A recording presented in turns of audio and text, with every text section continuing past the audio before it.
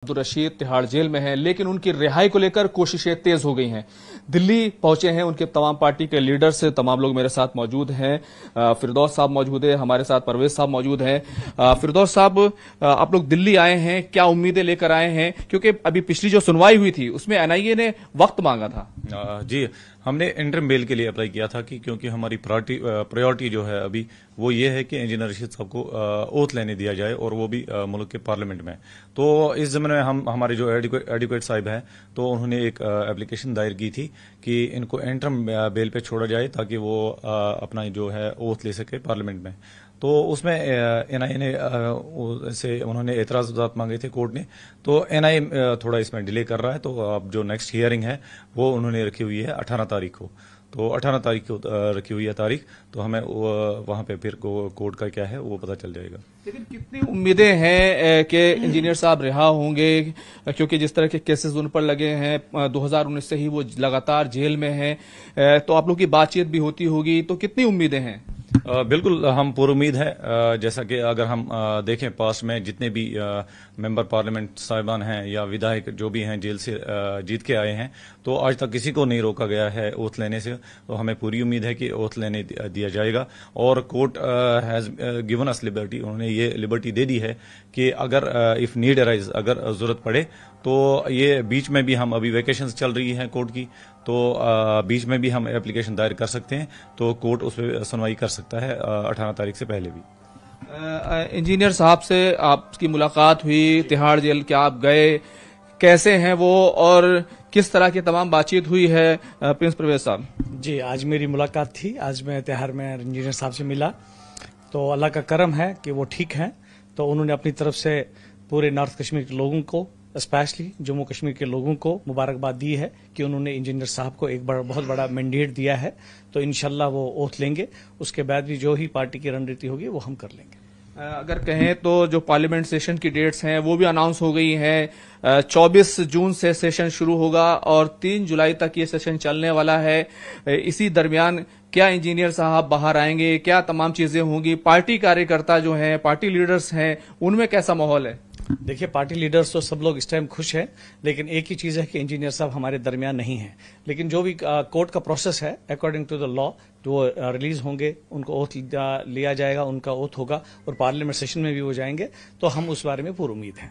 यहाँ पर और भी जो लीडर्स हैं, आप लोग क्या उम्मीद लेकर आए हैं? क्या लगता है कि पिछली हियरिंग हुई उसमें एनआईए ने कहा कि नहीं हमें वक्त चाहिए थोड़ा सा, वो जवाब दाखिल करेंगे, उसी दरमियान सेशन की डेट्स भी आ जाती हैं।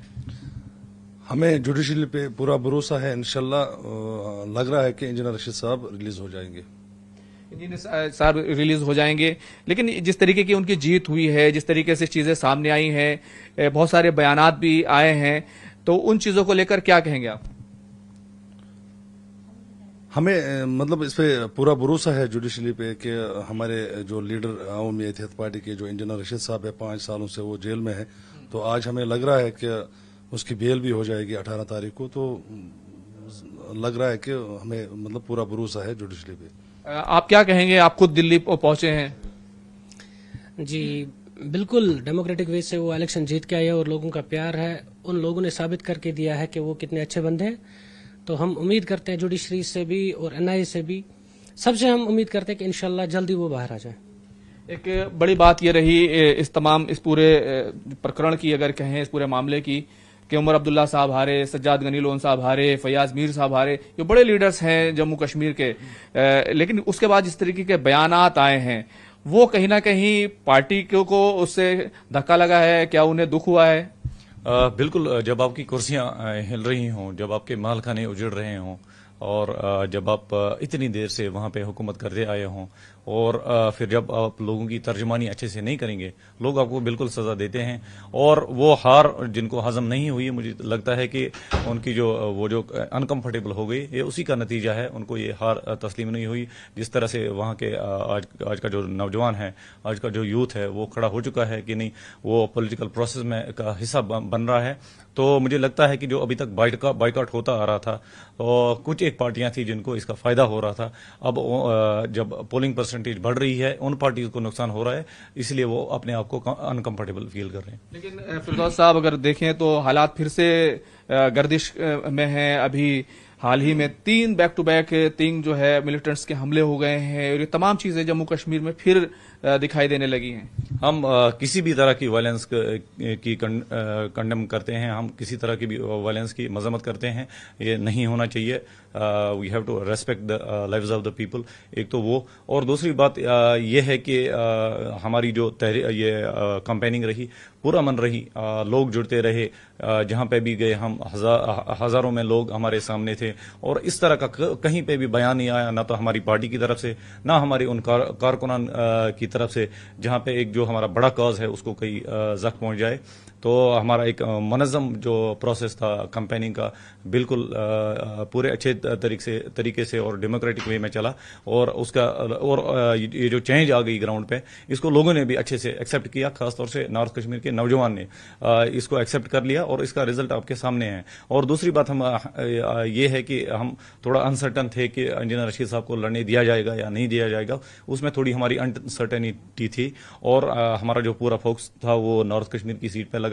तो नहीं तो अगर हमने साउथ और सेंटर में भी कैंडिडेट उठाए होते, मुझे लगता है कि और पूरी उम्मीद भी यह है कि इन पार्टियों का यही हाल होता साउथ और सेंटर में भी। प्रिंस परवेज साहब, क्योंकि आपकी मुलाकात इंजीनियर साहब से हुई है, सभी लोग जानना चाहते हैं, चाहे जम्मू कश्मीर के लोग हों चाहे बाहर के मुल्क के लोग हों, कि इंजीनियर साहब कैसे हैं और किन हालात में हैं। थोड़ा सा आप उनके बारे में बताइए। देखिए, हालात तो जेल के हालात आपको मालूम है। जब कोई अंदर रहता है तो उसके हालात से आप भी वाकिफ होंगे। हालात तो उनके आज कमजोर हो गए हैं और जेल में रहना, एक पार्लियामेंट मेंबर के लिए जेल में रहना तो बहुत परेशानी का बात है, लेकिन उन्होंने अपनी हिम्मत नहीं हारी है। वो बिल्कुल अपनी हिम्मत से हैं।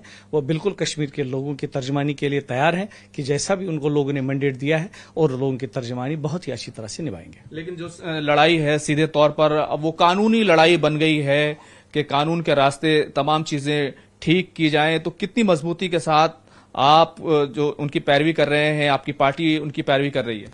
देखिए, हम लोग अच्छी तरह से मजबूत से पैरवी कर रहे हैं। हमारे जो वकला हैं, जो हम जुडिशरी पे हमारा जो केस चल रहा है, हम पूरी उम्मीद है कि उनका मसला जल्दी हल हो जाएगा और उनको बाहर लाया जाएगा। एक बड़ा सवाल उठाया जाता है कि 2016 का जो ये पूरा केस है और टेरर फंडिंग से जुड़ा हुआ केस है, उन पर यूएपीए लगा दिया गया। ये जो बड़ी कड़ी धाराएं हैं जो लगा दी गई हैं, क्या लगता है कि ये ऐसी कड़ी धाराओं में तमाम चीजें बेहतर हो जाएंगी? देखिए, धाराएं हैं लेकिन उन पे अभी कोई चीज साबित नहीं है, तो he is accuse, he is not convicted.